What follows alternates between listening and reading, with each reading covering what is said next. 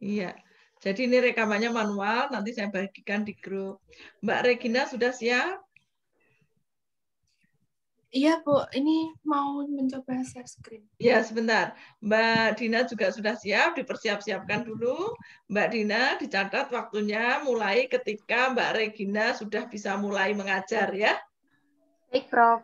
Baik, silakan waktunya, roomnya, ruangannya saya serahkan. Di slideshow mungkin Mbak Regina, coba.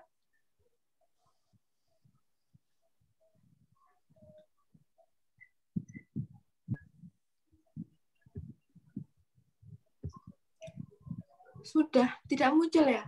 Belum. Mungkin nanti nggak apa-apa. Kalau memang nggak muncul sambil jalan juga nggak apa-apa. Bu, misal nanti nggak muncul seperti ini gimana, Ibu? Nggak apa-apa, nggak apa-apa. Yang penting terbaca. Ini terbaca kan? Nggak apa-apa, udah. Ya, Tapi, biasanya kalau pakai handphone itu bisa dibesarin. oh ya, lah ini pakai apa? Nggak, maksudnya teman-teman. Oh ya, ya, nggak apa-apa. Mau mulai sekarang? Iya, Bu. Baik, Mbak Dina siap-siap ya Mbak Dina waktunya ya. Baik, Prof. Dimulai Baik, langsung sekarang ya, Prof. Iya, silakan. Apakah Mbak Regina sudah siap? Siap. Oke, untuk waktunya 20 menit ya. Waktu akan saya mulai hitung ketika Mbak Regina mengucapkan salam. Silahkan. Assalamualaikum warahmatullahi wabarakatuh.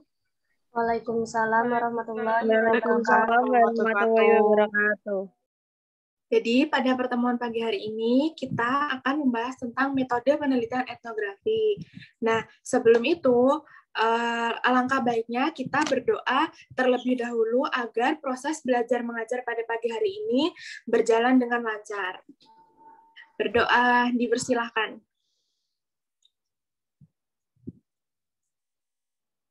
Selesai. Oke, selanjutnya Ibu akan melakukan presensi terlebih dahulu. Apakah ada yang tidak masuk? Masuk semuanya, Bu. Oke, baik. Nah, pada pertemuan pagi hari ini, ada 2 poin yang akan dibahas, yaitu pertama, pengertian etnografi. Yang kedua, metode dan teknik penelitian etnografi. Nah, sebelum kita lebih jauh memahami tentang etnografi itu sendiri, maka sebaiknya kita mengetahui dulu apa sih pengertian dari etnografi itu. Nah, yang pertama, etnografi ini berasal dari kata etnos yang berarti bangsa dan grafi yang berarti tulisan. Jadi, pengertian etnografi adalah deskripsi tentang bangsa-bangsa. Selanjutnya, secara holistik, etnografi bagian dari ilmu sosial, tetapi lebih spesifik dalam mempelajari suku bangsa. Selanjutnya, etnografi menurut para ahli. Yang pertama ada Spratly dalam Yad Mulyadi 1999 menjelaskan etnografi adalah menguraikan dan menjelaskan suatu kebudayaan. Nah, Yad Mulyadi itu sendiri menjelaskan etnografi adalah kegiatan antropologi di lapangan. Selanjutnya ada Kunchara Ningrat, yaitu menjelaskan isi karangan etnografi adalah suatu deskripsi mengenai kebudayaan suku bangsa.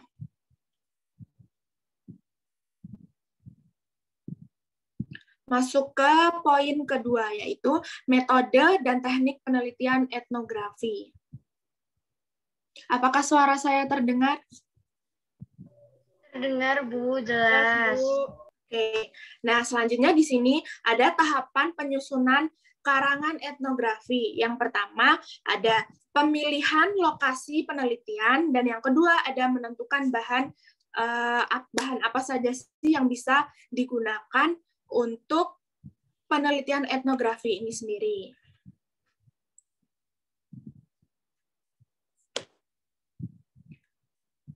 Selanjutnya ada pemilihan lokasi penelitian. Nah, dalam pemilihan lokasi penelitian ini, menurut J.A. Clifton, dalam bukunya yang berjudul Introduction to Cultural Anthropology, batasan lokasi ini dipergunakan yang digunakan sebagai penelitian, yaitu yang pertama ada kesatuan masyarakat yang dibatasi oleh satu desa atau lebih. Nah, yang kedua ada kesatuan masyarakat yang terdiri atas penduduk yang mengucapkan satu bahasa atau logat yang sama. Jadi, ketika di satu daerah tersebut masih menggunakan satu logat yang sama, berarti itulah daerah yang akan diteliti oleh si peneliti ini.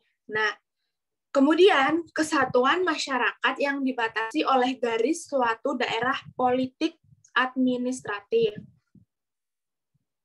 Nah, selanjutnya ada deskripsi lokasi penelitian. Yang pertama, di sini ada ciri-ciri geografis, yaitu mengenai iklim. Nah, iklim di sini bisa iklim tropis, sedang, mediteran, dan kutub. Nah, jadi nanti si peneliti ini akan menjelaskan iklim yang ada di daerah tersebut. Kemudian bisa juga menjelaskan sifat daerah, misalnya pegunungan, dataran rendah, dataran tinggi, kepulauan, dan sebagainya. Kemudian yang ketiga ada keadaan flora dan fauna. Jadi di sini nanti peneliti harus menjelaskan keadaan flora dan fauna di dalam laporan penelitiannya tersebut. Selanjutnya, data demografi yang berkaitan dengan kependudukan. Nah, data demografi ini bisa juga jumlah penduduk, jenis kelamin, laju natalitas, mortalitas, mobilitas, ataupun migrasi penduduk. Nah, yang kelima di sini ada catatan tentang asal mula sejarah terbentuknya suku bangsa. Jadi di sini nanti suku bangsa yang dimaksud ini suku bangsa dari daerah yang akan diteliti.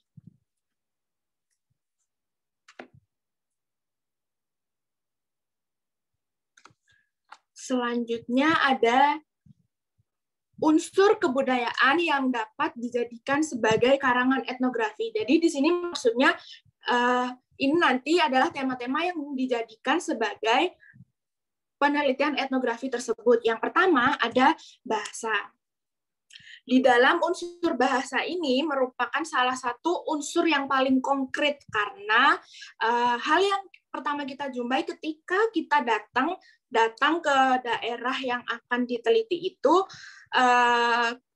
kita akan mengetahui bagaimana sih pergaulan bahasa yang digunakan sehari-hari oleh masyarakat setempat. Selanjutnya ada sistem teknologi.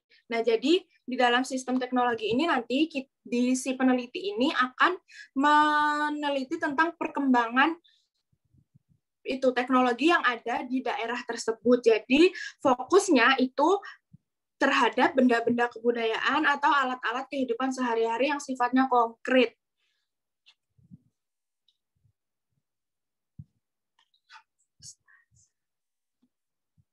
Setelah itu ada sistem yang ketiga, ada sistem ekonomi.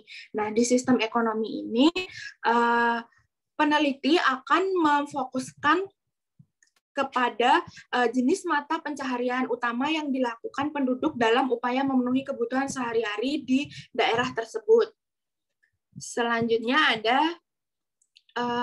organisasi sosial. Dalam organisasi sosial ini nanti si peneliti menggunakan organisasi sosial ini sebagai deskripsi kebudayaan yang berkaitan dengan sistem kekerabatan yang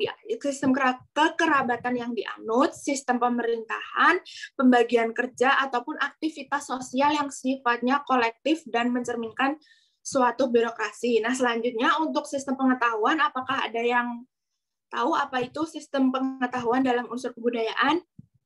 Saya, Bu. Siapa ya? Nur Ikma, Bu. Oh ya, silakan.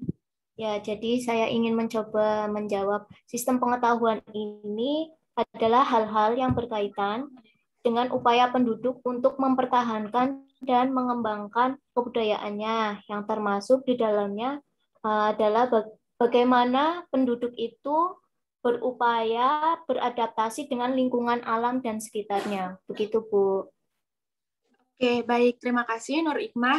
Nah, benar sekali. Jadi, seperti yang dikatakan Nur Ikmah tadi, di sini sistem pengetahuan itu adalah pengetahuan masyarakat yang ada di desa tersebut bagaimana sih cara mempertahankan dan mengembangkan kebudayaannya. Sebagai contoh, untuk meningkatkan produksi pertanian, penduduk mengembangkan sistem pertanian hidroponik dengan memanfaatkan setiap lahan yang kosong untuk ditanami sayuran ataupun buah-buahan. Nah, selanjutnya ada unsur kebudayaan yaitu kesenian. Ada yang tahu apa itu kesenian? Bu. Oh, baik, Cynthia. Cynthia, menurut saya unsur kebudayaan yaitu kesenian adalah sistem kesenian yang dimiliki masyarakat yang dijadikan sebagai identitas mereka yang membedakan mereka dengan masyarakat lainnya. Contohnya itu ada sistem kesenian, seni arsitektur bangunan, seni tari, atau seni musik tradisional yang dimiliki oleh masyarakat pada daerah tertentu, Bu. Itu, Bu. Baik, terima kasih Cynthia. Jadi betul yang dikatakan Cynthia tadi, di sini kesenian ini akan dijadikan identitas dari suatu daerah. Jadi daerah tersebut akan memiliki identitas, misalnya daerah A memiliki seni bangunan, misalnya candi atau apapun itu. Jadi itu akan menjadikan daerah tersebut memiliki identitas suatu kesenian. Selanjutnya ada sistem religi. Ada yang tahu apa itu sistem religi? Saya, Bu. Baik, Suci, silakan. Ya, kalau sepemahaman saya mengenai sistem religi ini berkaitan dengan kepercayaan, gagasan, ataupun keyakinan-keyakinan yang dianut oleh suatu suku, masyarakat, atau kelompok tertentu, Bu. Seperti itu.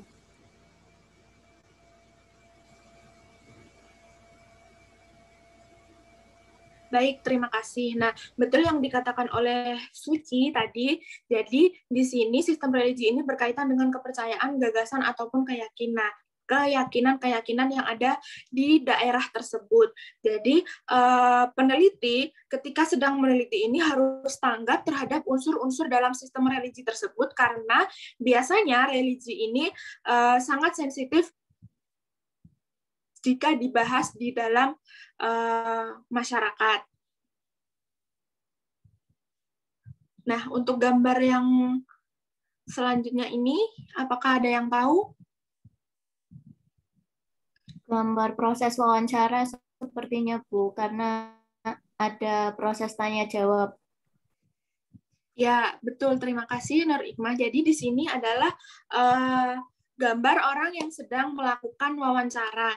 Nah, selanjutnya ini adalah teknik wawancara. Wawancara ini dibagi menjadi dua, yaitu wawancara berencana dan wawancara tanpa rencana. Untuk yang pertama di sini wawancara berencana. Jadi wawancara berencana ini si peneliti akan menyusun sejumlah pertanyaan dalam bentuk kuesioner atau angket yang nantinya akan dibagikan kepada informan yang ada di desa tersebut. Kemudian yang kedua ada tahap wawancara tanpa rencana. Nah, yaitu untuk memperoleh jawaban yang cukup luas. Jadi, untuk memperoleh jawaban yang cukup luas, di sini si peneliti akan terjun langsung kepada informan yang nantinya akan diteliti tersebut.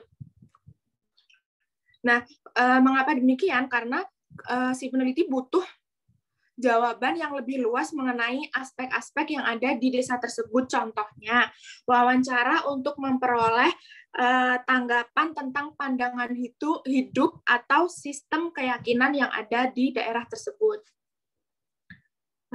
Selanjutnya, ada yang tahu nggak sih ini gambar apa? Saya, Bu.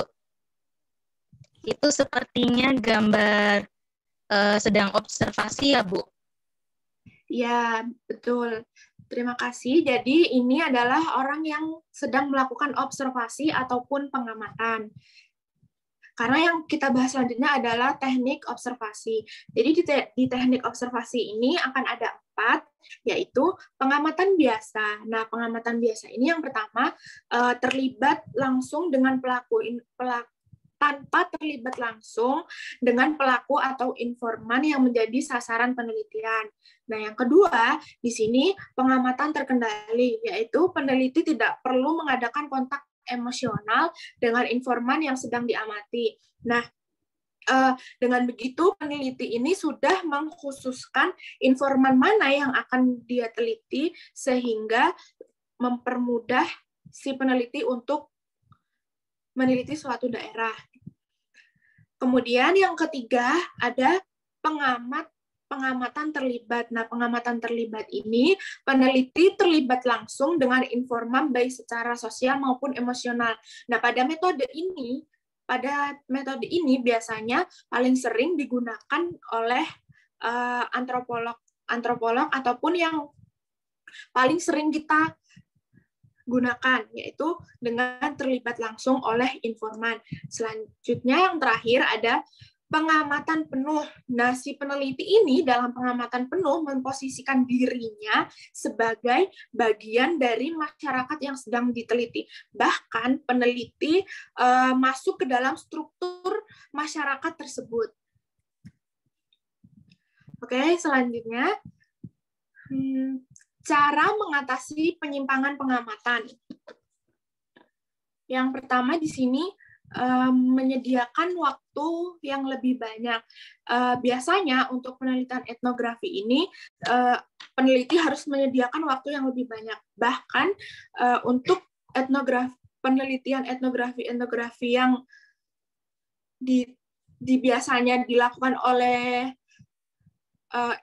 ilmuwan itu memerlukan waktu yang cukup lama hingga bertahun-tahun. Selanjutnya menggunakan orang atau petugas pengamat observers yang lebih banyak. Jadi di sini penelitian ini bisa dilakukan dengan tim. Jadi penelitian yang memiliki tim agar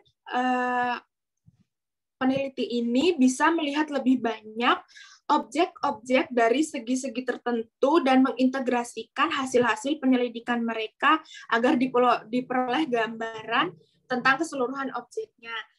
Nah, yang ketiga di sini mengambil lebih banyak objek yang sejenis. Mengapa demikian? Agar dalam jangka waktu yang terbatas dapat disoroti objek-objek itu dari segi yang berbeda oleh penyelidik yang jumlahnya terbatas.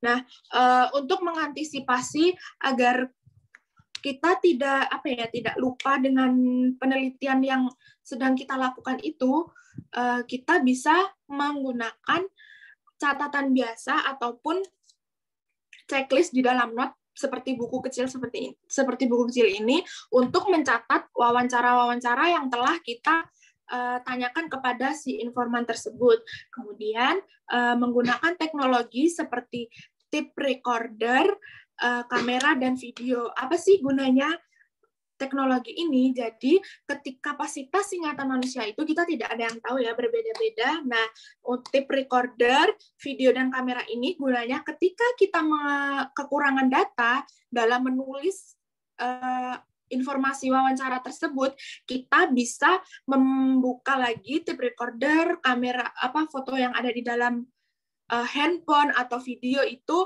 untuk memenuhi data-data yang nantinya akan dijadikan laporan penelitian. Kemudian, memusatkan perhatian pada data yang relevan. Yang terakhir, mengklasifikasikan gejala-gejala secara tepat. Nah, agar penelitian kita lebih terstruktur, jadi di sini kita harus mengklasifikasikan gejala-gejala apa saja sih yang ada di daerah tersebut.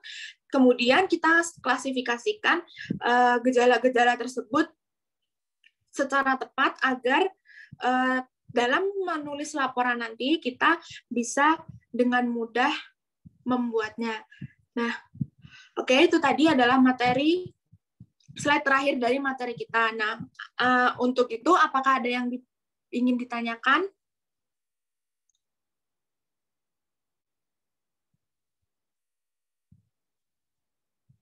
Apakah cukup? Cukup, Bu. Bu, nanya dong, Bu. Iya, boleh. Kalau ini, Bu, tadi di deskripsi lokasi penelitian, terus tadi kan ada deskripsi flora dan fauna di tempat penelitiannya. Itu kenapa perlu dideskripsiin sih, Bu? Terus itu wajib sama pentingnya itu wajib sama penting nggak, Bu, gitu, dalam menulis nanti etnografinya gitu, Bu? Terima kasih. Oke, terima kasih kepada Mbak Elsa. Jadi di sini karena deskripsi lokasi penelitian, kenapa keadaan flora dan fauna ini masuk? Nah, misal di sebuah daerah memiliki apa ya? Biasanya sebuah daerah itu ada hewan yang apa ya, kayak ciri khas dari hewan tersebut gitu. Nah itu nanti yang nantinya akan dideskripsikan. Tapi menyangkut wajib tidak wajibnya itu sebenarnya tergantung dari daerah tersebut ada atau tidak. Ketika ada flora ataupun fauna yang nantinya bisa dideskripsikan dalam laporan penelitian, itu boleh dituliskan, tetapi ketika tidak ada ya tidak apa-apa gitu, karena di sini masih ada komponen-komponen lain yang nantinya untuk menjelaskan tentang deskripsi lokasi penelitian tersebut. Apakah terjawab pertanyaannya?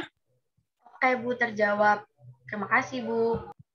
Sama-sama. Selanjutnya, apakah ada yang ditanyakan lagi? Atau cukup?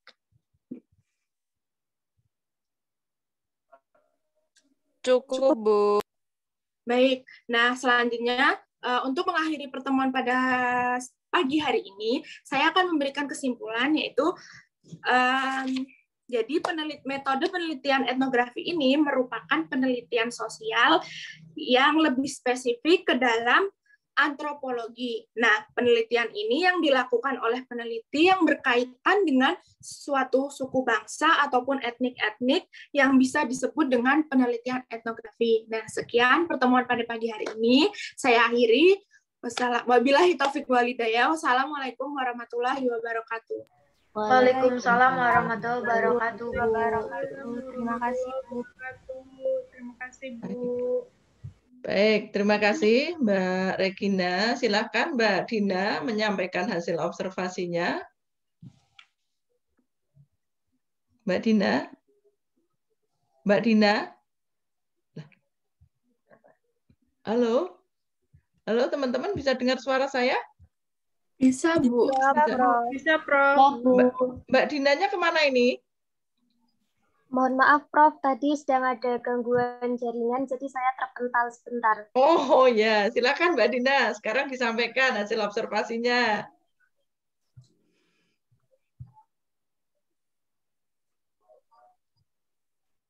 Mbak Dina? Mbak Dina? Wah. Masih mute, Mbak?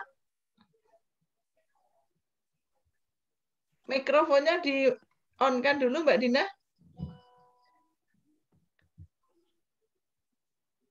Teman-teman bisa dengar suara saya? Bisa, Prof. Bisa. Bisa, Prof. Mbak Dina yang nggak dengar saya ya kayaknya ya.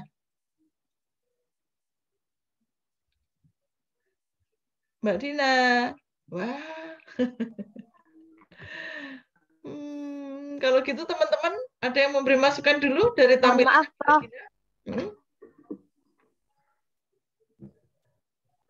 Siapa tadi? Dina sudah bisa, Prof. Oh ya, silakan. Silakan, Mbak. Baik, Prof.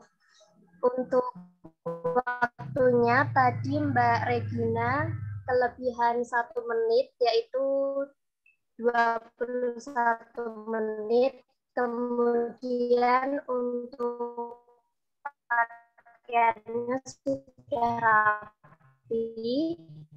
Selanjutnya suaranya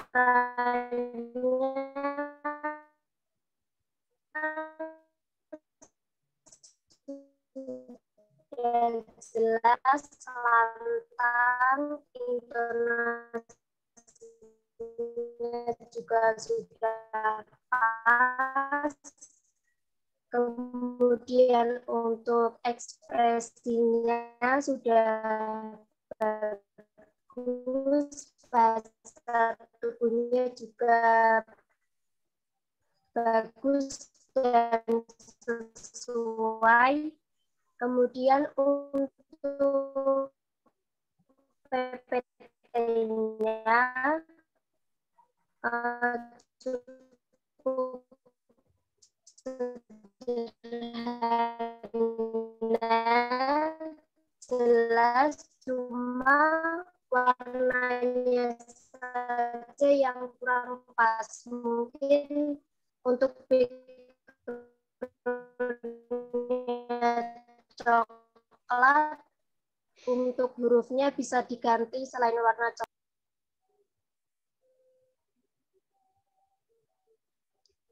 Terpental, Prof. Iya. Setelah melambe-lambe ya, setelah melambe-lambe terus terpental.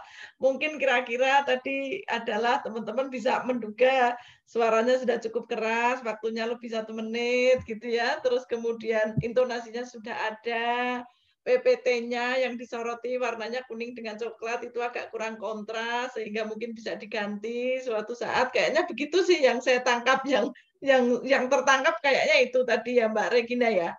Iya, Prof. Baik, jadi nanti akan saya kirimkan rekamannya, Mbak Regina bisa juga melihat tampilannya, suaranya sudah cukup keras, ya, sudah lancar, menguasai materi, ya, materinya sudah tampak dikuasai.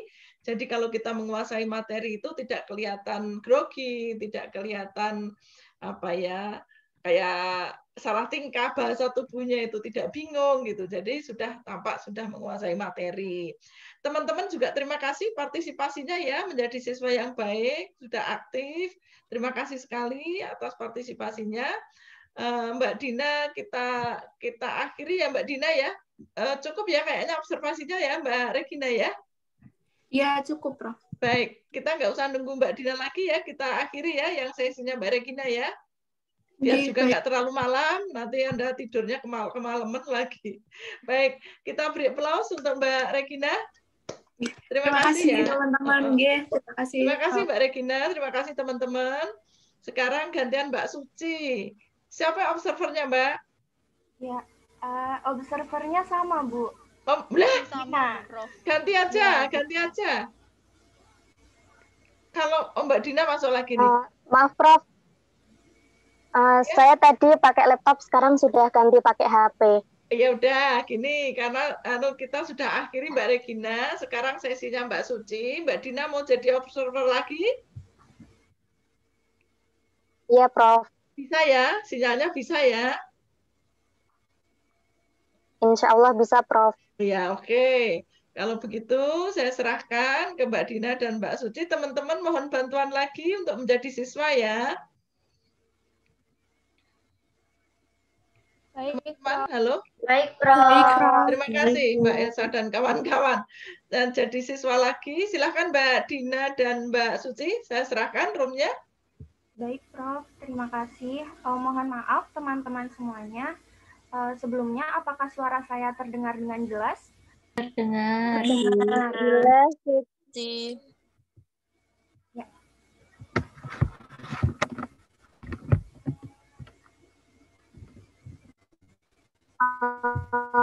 Oke, Mbak Suci, apakah sudah siap? Ya, sudah. Apakah PowerPoint-nya udah tampil? Sudah. Ya, saya mulai ya.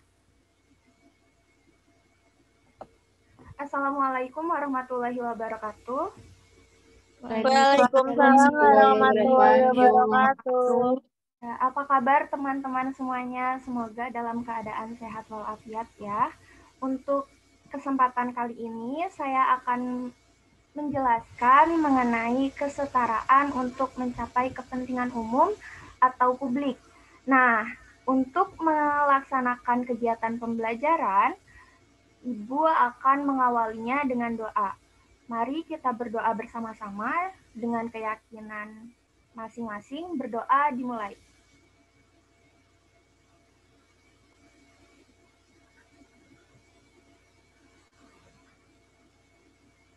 Ya, berdoa selesai. Oke, sebelum memulai kegiatan pembelajaran, Ibu akan melakukan presensi terlebih dahulu. Untuk hari ini apakah hadir semua atau ada teman-teman yang izin? Hadir semua, Ibu. Hadir semua, Bu. Oke, hadir semua ya. Nah, untuk pertemuan sebelumnya, Ibu sudah menjelaskan dan menyampaikan bahwa minggu ini kita akan mempelajari mengenai kesetaraan untuk mencapai kepentingan umum atau publik. Nah, oleh karena itu, teman-teman semuanya, Ibu memberikan kejutan untuk di awal, yaitu kita awali diskusi dengan pretest bersama-sama ya. Oke? Baik, Bu. Oke, Bu. Oke. Ya. Ibu langsung saja menuju ke Kahoot. Apakah sudah muncul? Belum, Bu. Ya. Belum, Bu. Belum. Sudah? Nah, Sudah. Bu. Nah, teman-teman semuanya, mohon perhatiannya. Kita pasang konsentrasi bersama-sama untuk kegiatan pembelajaran kali ini. Di sini akan ada 5 soal mengenai kesetaraan, kemudian ada 2 soal pilihan ganda yang mana teman-teman bisa menjawab dengan clue warna jawabannya ya, yang tepat teman-teman. Antara merah, kuning, hijau, atau biru. Nah, 3 soal yang lain itu merupakan jawaban betul atau salah, truth or false. Nah, untuk kegiatan pembelajaran ini, mohon teman-teman perhatikan monitornya dengan seksama karena soal akan muncul dengan cepat dan akan ada waktu untuk menjawab, sangat singkat. Nah, teman-teman diharapkan untuk open mic ya, teman-teman semuanya. Mari kita berdiskusi bersama-sama. Oke, sudah siap teman-teman semuanya? Siap, Bu. Siap, Bu. Ya, kita mulai ya.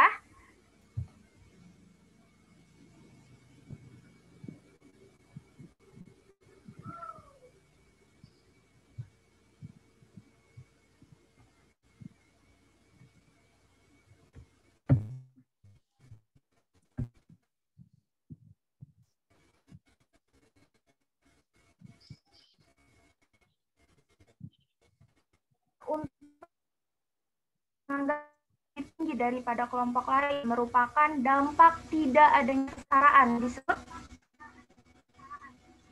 merah, kuning, hijau, atau biru, teman-teman? Biru, Ibu. Biru, yakin? Gimana teman-teman yang lain?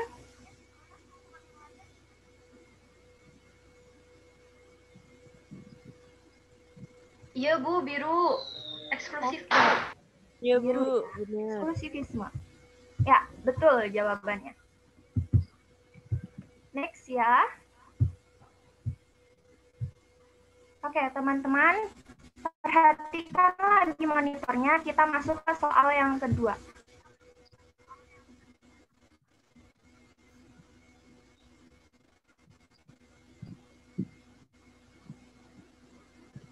Ya, berikut merupakan dampak tidak adanya kesetaraan yang tepat, kecuali, ayo jawabannya apa? Merah, kuning, biru, hijau. Perhatikan dengan seksama, teman-teman. Merah, Ibu. Merah, ada jawaban yang lain? Merah. Kuning, Bu. Kuning. Merah, kuning. Kuning, Bu. Oke, apalagi? Hijau. Merah, kuning, hijau. Kuning. Ya, berhubung suara kuning yang lebih banyak, Ibu pencet yang warna kuning ya. Ya, jawabannya masih kurang tepat. Oke, yang hijau ya teman-teman semuanya. Oh, hijau. Nah, selanjutnya ya teman-teman, siapkan lagi, ini masih ada 3 soal. Kesetaraan mencakup hak yang sama di bawah hukum, merasakan keamanan, memperoleh hak suara, dan kebebasan berpendapat. Betul atau salah? Betul, Bu. Betul, Bu. Betul, Bu. Biru, Betul. biru. Ya. Bu. Next. Soal selanjutnya, kesetaraan adalah suatu kondisi di mana dalam keragaman yang ada manusia tidak memiliki kedudukan yang sama. Benar atau salah? False. Salah, Bu. Bu. Salah, Bu. Salah. Merah. Masih ada yang jawab merah ya teman-teman semuanya. Kita lanjut lagi ke soal berikutnya. Soal terakhir teman-teman. Prinsip kesetaraan menjadi amanat dalam konstitusi NKRI. Salah satunya adalah pasal 27 Undang-Undang 1945. Betul atau salah? Benar, Bu. Betul. Betul, Bu. True. Betul ya. Oke. Ya, betul.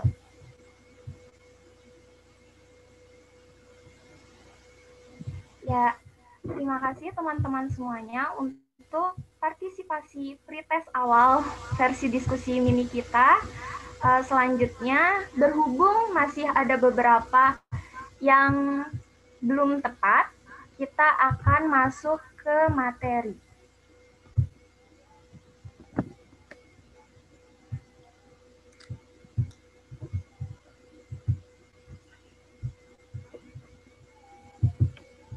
Ya, apakah sudah tampil?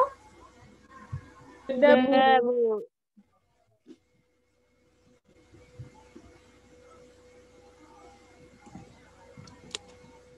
Nah, pada kesempatan kali ini, setelah kita memainkan salah satu permainan Kahoot, kita akan mempelajari beberapa submateri dari kesetaraan, yaitu yang pertama ada pengertian kesetaraan, kemudian yang kedua ada dampak dari tidak adanya kesetaraan, dan yang ketiga ada prinsip-prinsip kesetaraan sosial.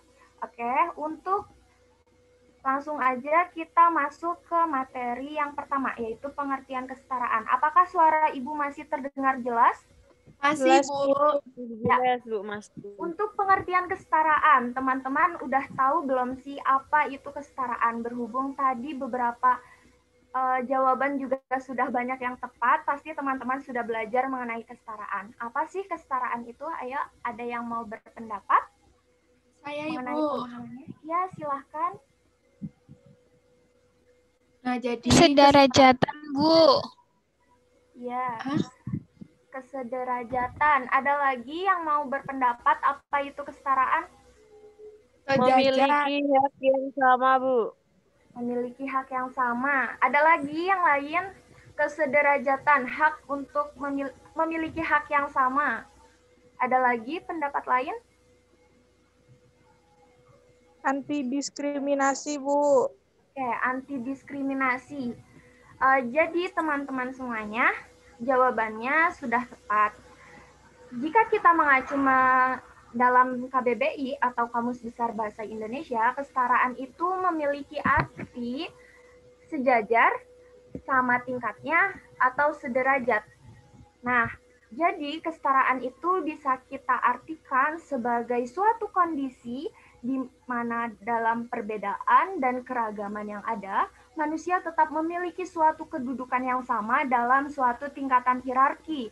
Nah, teman-teman semuanya, dalam kesetaraan ini tidak ada posisi yang lebih tinggi ataupun lebih rendah. Jadi, posisi kita itu sama, sederajat. Nah, jika kita analogikan, posisi kita itu berada di dalam garis horizontal. Tidak ada yang lebih tinggi ataupun lebih rendah. Nah, sedangkan dalam pengertian Kamus Sosiologi, kesetaraan sosial itu merupakan tatanan politik sosial di mana semua orang berada dalam suatu atau semua orang atau masyarakat berada dalam status yang sama. Nah, kesetaraan ini mencakup hak yang sama di bawah hukum, kemudian hak kebebasan berbicara, hak memperoleh pendidikan, hak memeluk beragama, dan sebagainya. Hal ini kita memiliki posisi yang setara. Nah, teman-teman, untuk pengertian kesetaraan, apakah bisa ditangkap dengan jelas?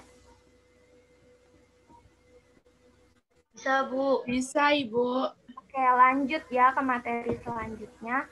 Lalu, dari pengertian kesetaraan yang kita ketahui, bagaimana jika tidak ada kesetaraan di dalam masyarakat? Sedangkan kita ketahui bahwa negara kita merupakan negara majemuk yang memiliki keragaman suku, bangsa, ras, atau agama. Nah, dari situasi ini, sekiranya teman-teman bisa mulai merenungkan apa yang akan terjadi jika tidak ada kesetaraan di dalam masyarakat.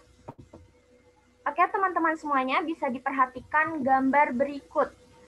Masih di depan monitor, teman-teman? Masih. Masih, Bu. Oke.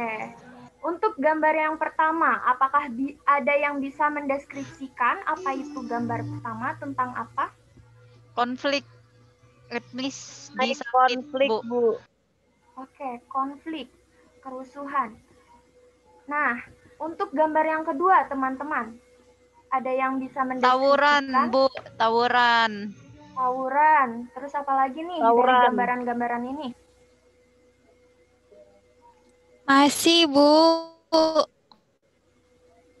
Ya, untuk gambar yang kedua, menggambarkan apa, teman-teman? Situasi apa? Tawuran. Anak ABG lagi tawuran, Bu. Tawuran, Bu. Anak STM. Oke, tawuran ya, perpecahan ya, teman-teman. Nah, dari kedua gambar ini ya, teman-teman semuanya, sekiranya kita tahu apa yang akan terjadi jika tidak adanya kesetaraan. Ini merupakan salah satu bentuk gambaran jika tidak adanya kesetaraan di dalam kehidupan masyarakat. Nah, untuk selanjutnya kita langsung saja masuk ke dampak dari tidak adanya kesetaraan di dalam masyarakat. Untuk yang pertama, tidak adanya kesetaraan ini akan menyebabkan suatu kondisi yaitu disharmonisasi. Di mana disharmonisasi ini merupakan suatu kondisi tidak adanya penyesuaian atas keragaman antara manusia dengan lingkungannya, sehingga terjadi suatu kondisi tidak harmonis. Nah, untuk yang kedua, adanya perilaku diskriminatif terhadap kelompok tertentu. Nah, teman-teman semuanya, kita ketahui bahwa diskriminatif ini merupakan suatu sikap membeda-bedakan antara kelompok satu dengan kelompok lainnya. Teman-teman, ada yang bisa mencontohkan apa itu bentuk diskriminatif? Ada yang mau mencontohkan?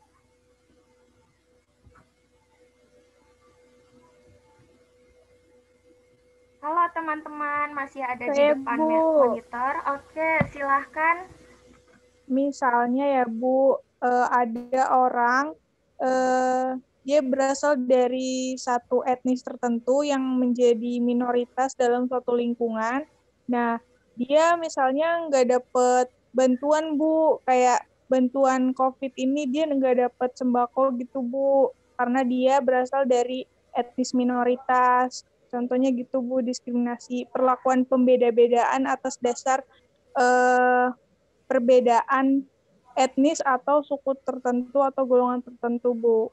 Oke, betul. Terima kasih Cynthia atas contohnya.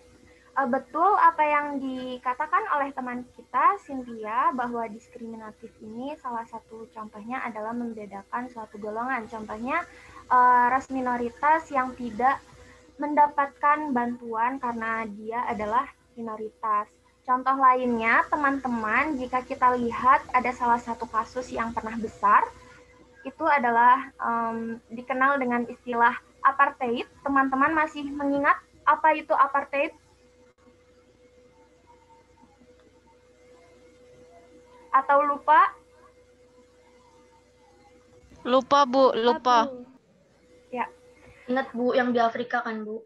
Ya, betul. Silahkan yang masih ingat bisa mengungkapkan pendapatnya. Apa itu apartheid? Saya, Bu. Ya, silahkan.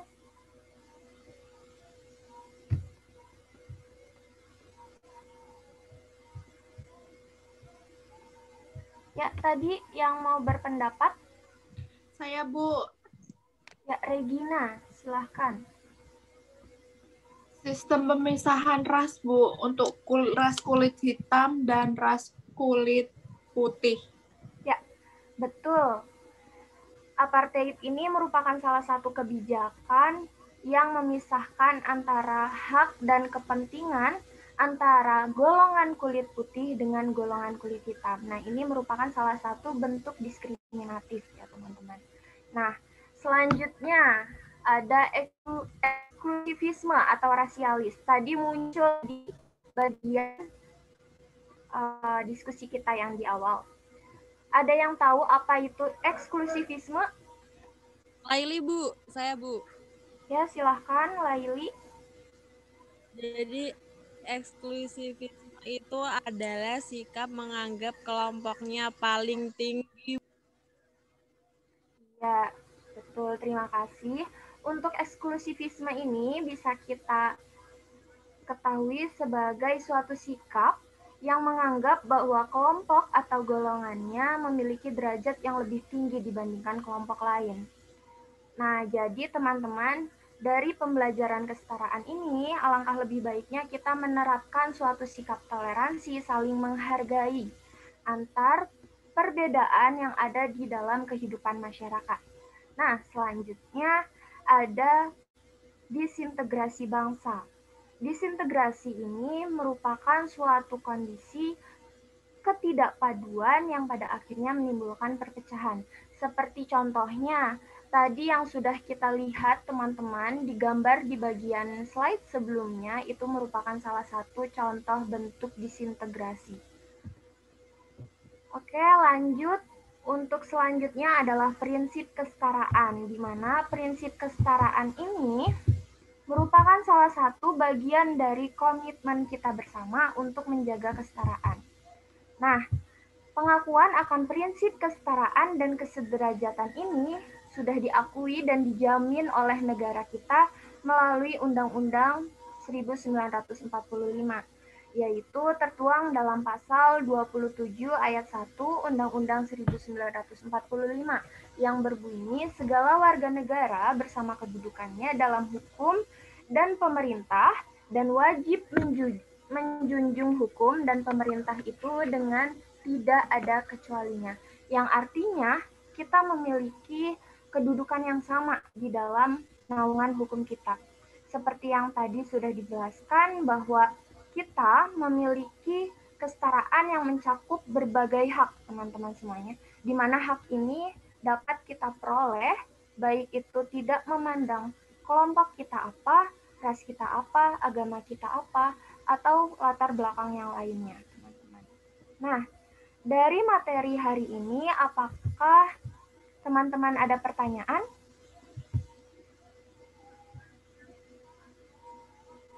Halo, teman-teman.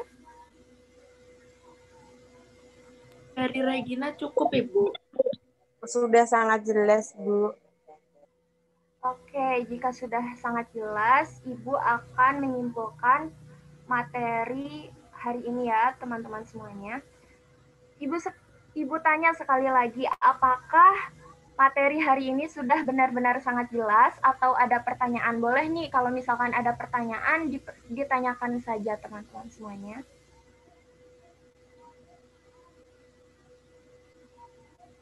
Atau betul-betul sangat jelas?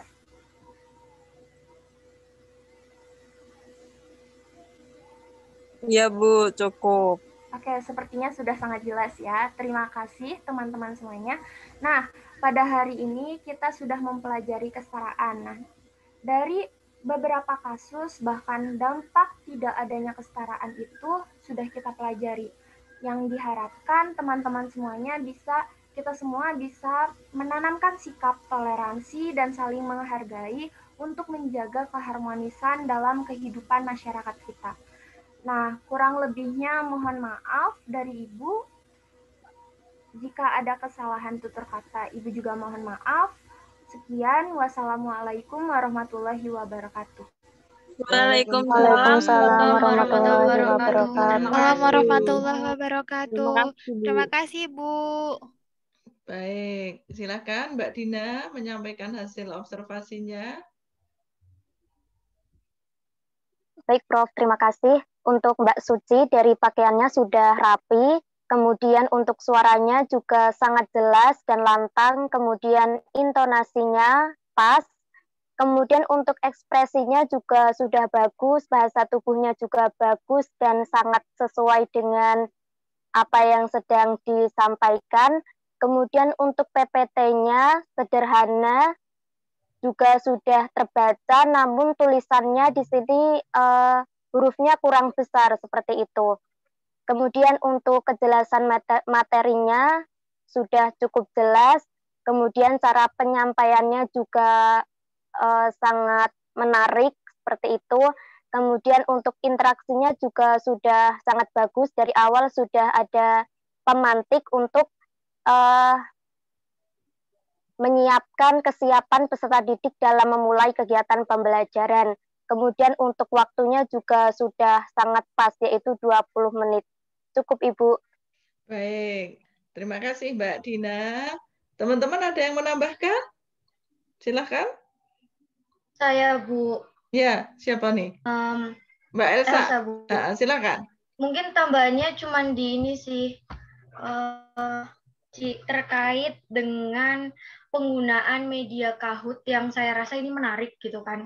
Belum lagi dari manajemen waktumu, saya akui itu bagus, cuman tadi ada beberapa jawaban pas ngerjain Kahoot nomor 2 yang kita semua salah jawabnya. Itu sebenarnya kan pertanyaannya mungkin perlu diperhatikan lagi untuk kedepannya mengenai akurasi dari pertanyaan dengan jawaban terkait dengan dampak dari tidak adanya kesetaraan dalam masyarakat, kecuali itu. Jadi kan seharusnya tidak dalam pilihannya, tadi saya cukup lama mengamati. Tadi Retno jawab itu sebenarnya itu juga masih belum pas karena di situ ada jawaban disintegrasi, makanya tadi saya diem. Terus pas itu ternyata pas begitu jawabannya Retno yang ditunjuk Retno salah, ternyata kuncinya adalah justru yang karakteristik dari dampak dari tidak adanya kesetaraan dalam masyarakat yang seharusnya tidak perlu ada kata kecuali gitu, Ci. Udah cuma di itu aja sih, Ci. Overall, yes, you doing a good job. Terima kasih. Makasih Mbak Elsa, terima kasih masukannya. Betul, tadi sampai ada yang bingung lama nggak ada yang jawab tadi ya, karena bingung gitu. Tapi nggak apa-apa, tapi bagus ya, overall bagus, sudah oke, ada komunikasinya juga bagus, membuat pemantik di awal tadi Mbak Dina bilang itu bagus, artinya ada sesuatu yang beda dan itu pasti membuat kelas rame ya. Kalau Kahoot itu kan bisa membuat kelas itu dinamikanya jadi bagus begitu. Nah, baik, kira-kira masih ada yang ingin didiskusikan teman-teman? Minggu depan mulai dengan Bu Eli hari Selasa, seperti yang saya katakan tadi, saya akan membuka roomnya.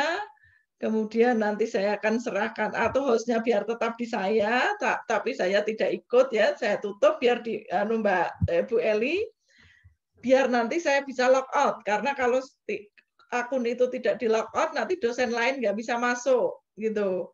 Atau nanti saya minta tolong Mbak Elsa, hostnya di Mbak Elsa, tetapi Mbak Elsa jangan lupa setelah Zoom-nya selesai log out gitu, agar akunnya bisa dipakai oleh rombel yang lain. Begitu ya Mbak Elsa ya? Baik Prof, tapi ya. Tadi dari Bu Eli sendiri menghubungi saya dan bilang katanya nanti room Zoom-nya maunya saya yang bukain Bu Prof. Terus tadi katanya akunnya nanti saya mintakan di Pak Fadli biar kayak biasanya aja mahasiswa yang tolong membukakan, katanya seperti itu, Iya, Prof. akunnya nanti saya kasih Mbak Elsa. Pak Fadli nggak punya akunnya karena itu Oh, roomnya. Iya, di- saya yang punya di roomnya. Prof. Nanti saya kasih roomnya. Nanti Mbak Elsa bisa bukain, tapi jangan lupa harus log out setelah sesi itu selesai, gitu ya. Baik, Prof. Nah, karena kalau nggak log out Zoom-nya, nanti rombel yang lain nggak bisa pakai nanti. Baik, Prof. Baik. Baik. Baik, kira-kira begitu teman-teman. Mohon maaf atas segala kesalahan saya. Dan di akhir pertemuan dengan saya, ternyata saya membuat kesalahan yang fatal, yang saya lupa. Dan posisi di Jakarta, jadi apa ya, bingung lah, ini sudah mau pulang, Senin harus ke Jakarta lagi, padahal sudah mendekati Lebaran. Ini kementerian ini gimana, undang-undang ini. Saya terus diundang terus, padahal sudah mau Lebaran, jadi bingung. Ini ya, ngurus surat izin, ngurus segala macamnya. Terima kasih atas perhatiannya, terima kasih atas atensinya, mohon maaf atas segala kekurangan saya. Sampai ketemu di lain waktu. Ini pertemuan terakhir dengan saya tinggal akan menilai, kemudian nanti kita gabungkan dengan nilainya Bu Eli. Terima kasih teman-teman, atensinya selama ini sudah sangat kooperatif, sudah sangat partisipatif, sudah sangat akomodatif, membantu temannya yang sedang praktek. Mohon maaf atas segala kesalahan saya, mudah-mudahan apa yang sudah kita lakukan ada manfaatnya untuk kita bersama. Selamat malam, wassalamualaikum warahmatullahi wabarakatuh. Waalaikumsalam warahmatullahi wabarakatuh. Salam, Prof. Eni. Waalaikumsalam warahmatullahi wabarakatuh. Terima kasih. Baik, terima kasih, sama-sama. Saya tutup ya roomnya ya. Baik, Prof. Baik, Terima Prof. kasih. Ya. Sehat.